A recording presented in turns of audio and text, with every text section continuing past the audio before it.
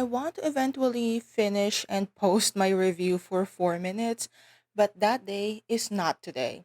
Today, I want to talk about Smells Like Green Spirit and why I'm not hearing much from anyone about it. I know bully romance is not for everyone, and Japan really has a penchant for destroying the viewers every chance it gets, and this is just one of them. It's still surprising that conversation about the show is non existent because beneath the sharp edges and the grim narrative tone, there's something deeply tender and quietly revolutionary going on. I would say that it's not your typical BL, as the main focus is the two friends, Mishima and Karino, as they slowly come to terms with themselves, their identities, and the small town walls closing in around them. This is not a love story in the traditional sense, it's not built on fantasy. Mishima grows his hair out and presents as very feminine, leading to boys in his class bullying him. The bullying, I think, is a bit much, and tying Mishima up and cutting his long hair, it's just too dark, honestly. Mishima appears to be very timid, soft spoken, and withdrawn, but the fact that he still kept his long hair despite the bullying is very telling of what a strong character he is. He doesn't bother to hide the parts of himself that make other people uncomfortable. He has a sense of defiance we rarely see celebrated in stories like this. It's not loud or cinematic, it's this quiet resilience. Kirino starts as one of Mishima's tormentors, but after Mishima caught Kirino trying the lipstick that Kirino took from him, they started to talk and bond. They found solace in each other's presence, and they were able to talk to each other about their questions on their own identity. When Mishima admits he isn't sure if he's gay, despite his appearance, it's a rare moment of honesty in a genre that often rushes to categorize. His femininity doesn't equal a sexual orientation. His softness isn't shorthand for submission. He's a person trying to figure it out, and when he does later admit to being gay after a painfully disastrous encounter with a girl in his class, you have to watch it. It doesn't feel like a plot twist. It feels like a quiet truth finally spoken out loud. And most of the time, that's how queer realization is. It's not this explosive eureka of you finding something that you never really looked for or you never really expected, but it's more of a realization of something that's always been there and you are only now consciously acknowledging. Mishima and Karino found safe space in each other, and I appreciate that it did not turn romantic.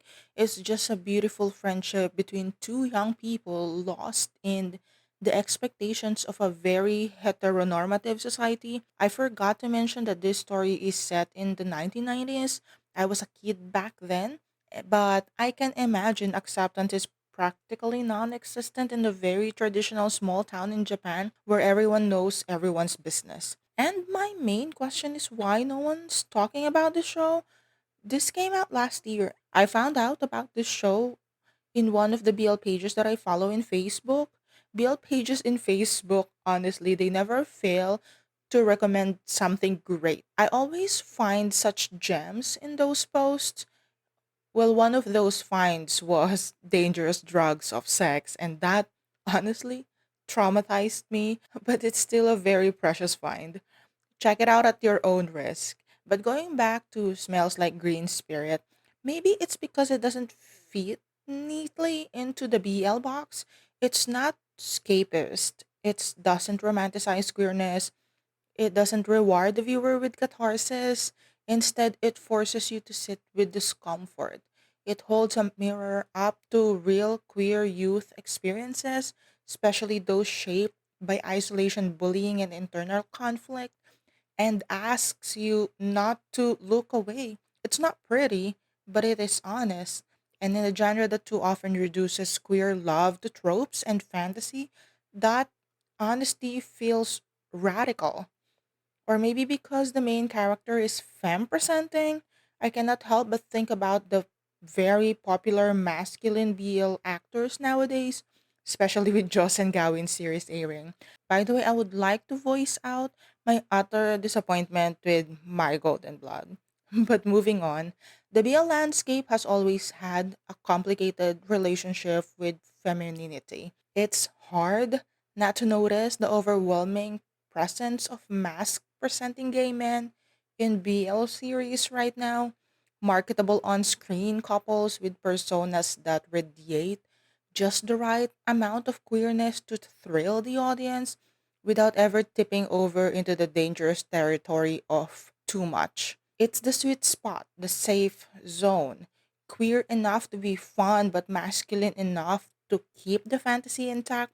No nails painted, no lipstick smudged, no gender ambiguity to confuse anyone. These actors are talented and they've put in the work.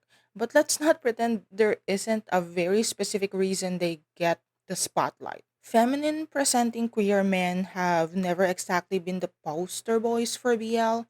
They exist occasionally on the sidelines. Sometimes they float in to offer comic relief or make one of the leads mildly uncomfortable before being ushered off stage, like Green in Together. You remember him? I still have not forgiven Together with that blasphemy. Feminine presenting queer men rarely, if ever, are they allowed to exist at the center of the story with dignity, depth, and anything resembling narrative power. We like to think BL is all about pushing boundaries, telling queer stories, exploring romance without the limits of heterosexual norms.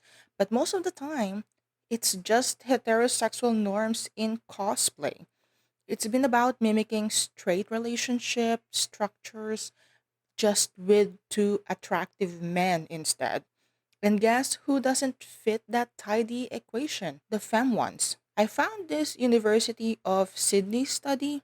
Gay men discriminate against feminine gay men dated January 2023. They found that both straight men and gay men preferred masculine presenting gay men for leadership roles.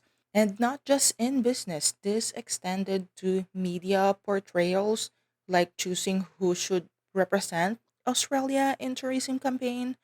In other words, even within the queer community, there's a not so subtle belief that the masculine equals credible and feminine equals embarrassing. This isn't just about taste, it's about bias.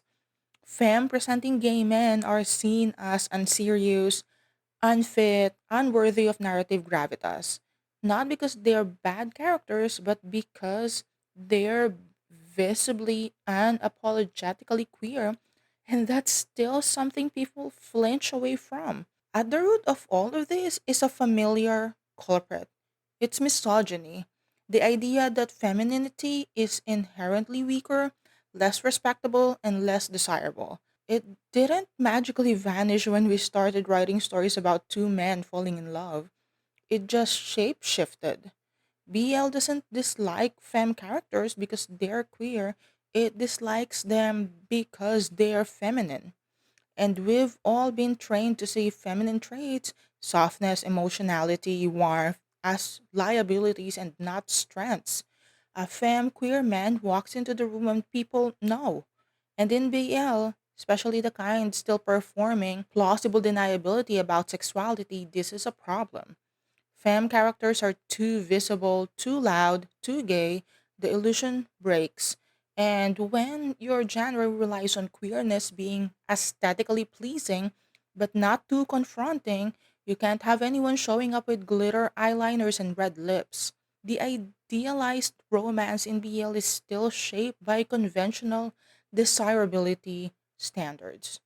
Broad shoulders, smoldering eyes, emotionally unavailability, femme characters just don't fit the bill. Femboys aren't aspirational, they're a reminder of vulnerability, of social cost, of all the ways queerness doesn't conform to sanitized, palatable standards.